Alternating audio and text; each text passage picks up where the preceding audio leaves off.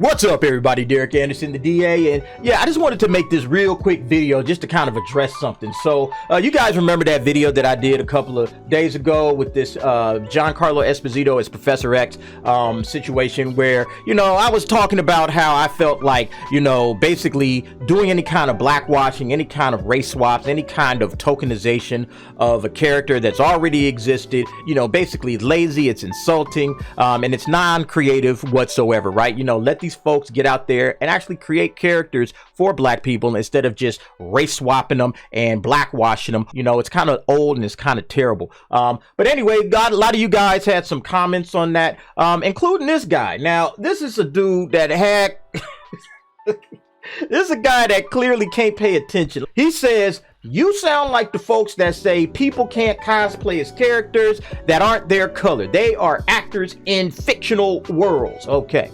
And I said, you know, my response was, hey, cosplay how you like. I don't care what you do with the cosplay, all right? But adapting pre-existing characters with a race and or gender swap is lazy, insulting to the audiences, and pointless. And it shows a huge lack of creativity on the part of these creators, right? And that's kind of what I was saying in the video, that, hey, you're creators, you're writers. Create something for Giancarlo Esposito instead of just blackwashing him into Professor X. It's stupid and it's lazy, right? So here's what his response was.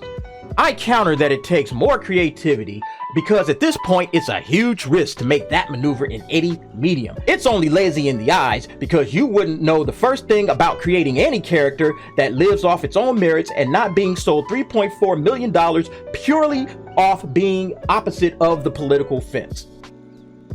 So this part right here, you wouldn't know the first thing about creating any character that lives off its own merits.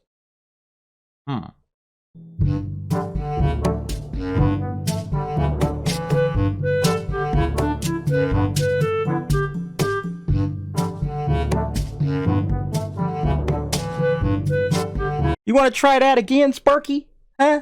You want to try that again? Yeah, these joints is thick too. Look how thick this is. This is a thick, yeah, this ain't no little slim book either. Look how thick this bad boy is, right?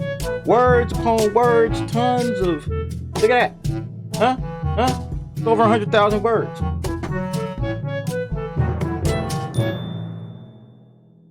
100,000 words.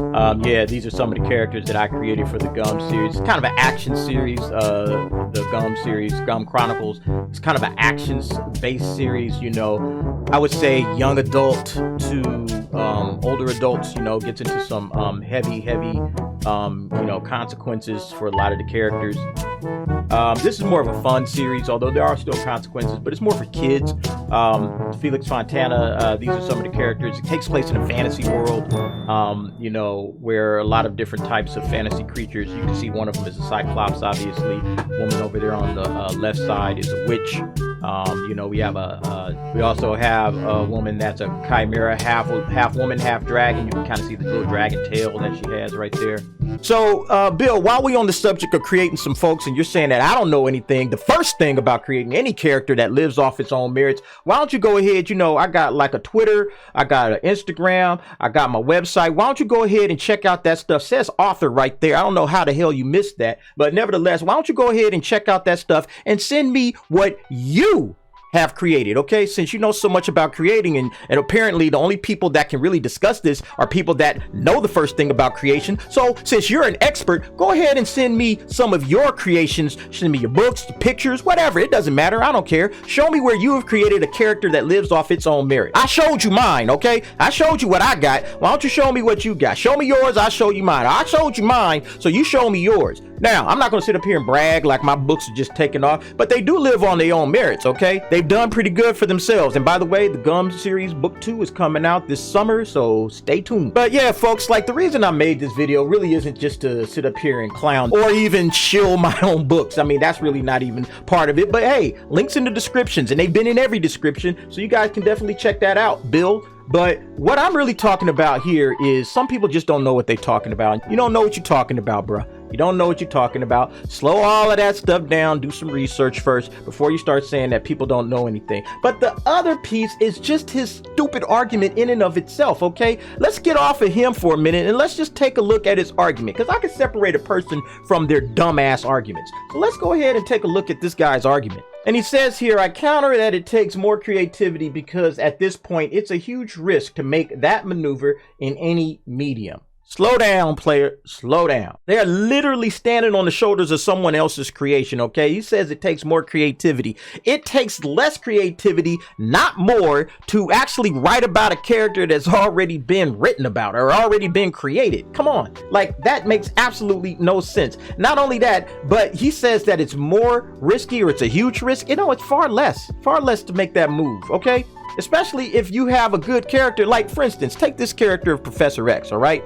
Professor X already has a built-in audience, okay? People know who this character is, all right? From years and years and years of Marvel adding to this guy's lore, building him up, having cartoons about this character, having him played by two different actors in the same series. James McAvoy and Patrick Stewart have both played this character, all right? This character's popularity is high, all right? There's no risk in that. Are you serious? And the thing about it is a good amount of fans are cool with the race swap. If you saw that Twitter post, like that thing had like 80 or 90,000 likes or something like that. It was ridiculous, okay? Most people are actually cool with race swaps. So it's less risk. The more risky proposition is to actually create a character that came out of that absolute blue sky and then make that character popular. And you know what's funny about that is that Marvel has actually done that. They've actually created a completely unique character, not in the comics, ever before in the comics, and that character was super popular and got rave reviews, and people love that character. You know who that character is? Phil Coulson.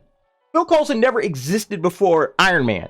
Okay, never existed. They brought him into the Marvel Cinematic Universe, completely created. And look what they've done with the character. Like, look at all of the stuff that they have been able to pull off with this character, okay? This is a created character, brand new, never existed before, all right? Agent Phil Coulson was created by all of these guys for what? For Iron Man, the first feature film in the MCU. Marvel has proven that they can just go ahead and say, hey, we created a character out of absolutely nothing. And look at this. Look at what Clark Gregg has to say. Very important. Agent Coulson was one of the guys who really wasn't in the comic books, and he had a kind of a small role in Iron Man. And I was just very lucky that they chose to expand the character and chose to put him more into the universe of it. You see, so Marvel is showing that if you take the time to develop a character, to expand the character, all right?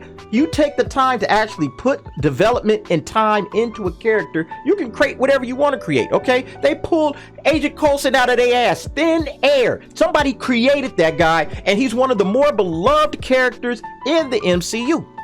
So look, just stop, okay? Stop with the bad arguments. Stop with the dumb arguments, okay? Marvel needs to create. That's all I said. Hey, create good characters. You want to have Giancarlo Esposito in your film, put him in your film. Nothing wrong with that. With Clark Gregg, they gave this guy his own character. And here's the thing. Clark Gregg got to participate in the creation of that character. He got to really chew into it. Like, okay, this character's never existed. Who is he? What is he about? I get to participate and bring that character to life for the very first time. And what an honor for an actor to just be able to say, hey, this character belongs to me. He's me. I go to conventions and places and this and that. This is my guy, you know?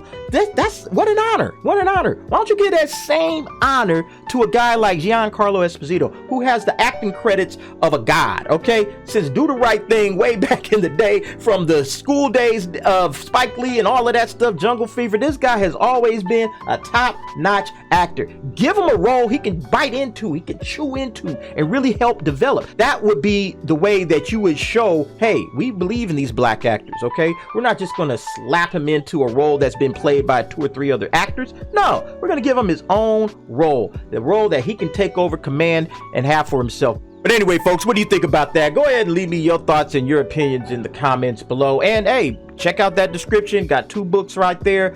Fortunes of Felix Fontana, Margaret Gum, and The Song of Solomon. 2 excellent books. I'm pretty sure you guys would enjoy those. Yeah, thanks for watching. See you next time.